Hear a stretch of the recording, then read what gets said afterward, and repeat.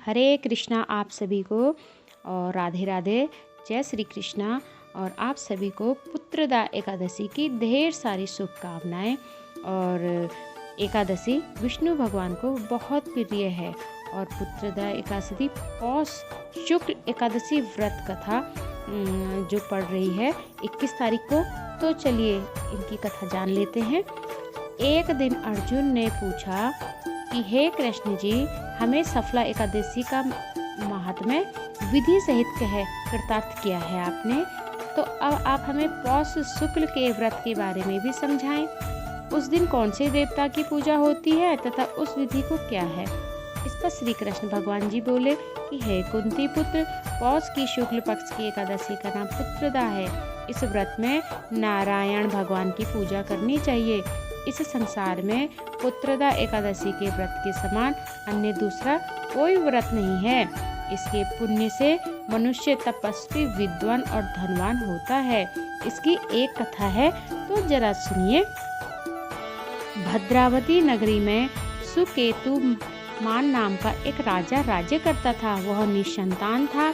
उसकी स्त्री का नाम सैव्या था। वह सदैव निपुत्री होने के कारण चिंतित रहती थी।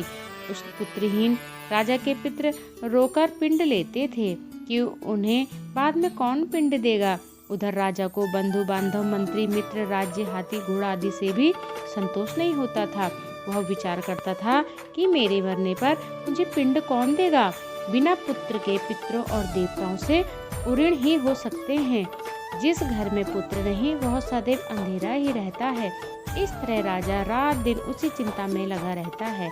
एक दिन राजा अपने शरीर को त्याग देने की सोची, परंतु विचार करने लगा आत्मघात करने बड़ा महापाप होता है।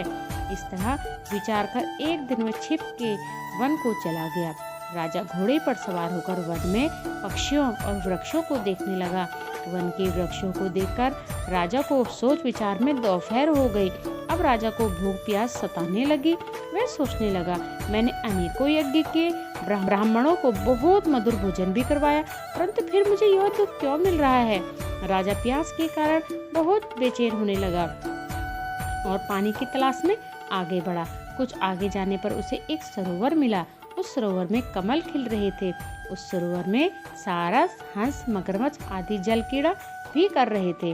उस सरोवर के चारों तरफ मुनियों के आश्रम बने थे। तभी राजा के दाहिने अंग फड़फड़ाने लगा।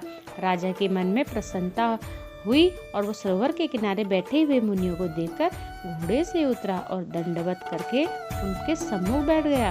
राजा को देखकर मुनीश्वर बोले कि हे राजा, तुमसे अत्यंत प्रसन्न हूँ। तुम इस जगह कैसे आए हो, सो कहो। इस पर राजा ने पूछा, मुनीश्वरों, आप कौन हैं और किस लिए यहाँ पधारे हैं। मुनि बोले कि हे राजन, आज पुत्र की इच्छा करने वाले को उत्तम संतान देने वाली पुत्रदा एकादशी है। हम लोग विश्वदेव हैं और इस सरोवर में स्नान करने आए हैं। इस पर राजा बोला कि हे मुनीश्वर, मेरे भी कोई पुत्र नहीं। यदि आप मुझ पर प्रसन्न हो तो एक पुत्र का वरदान दीजिए। मुनि बोले कि हे राजन, आज पुत्रदा एकादशी है, आप इस व्रत को करें। भगवान की कृपा से आपके अवश्य पुत्र होगा। मुनियों के वचन सुनकर राजा ने उस दिन प्रयाण किया और मुनियों को प्रणाम करके अपने महल को वापिस आया। रात्रि में रानी ने गर्भ धारण किया और 9 महीने पश्चात उसे एक उत्तम पुत्र पैदा हुआ।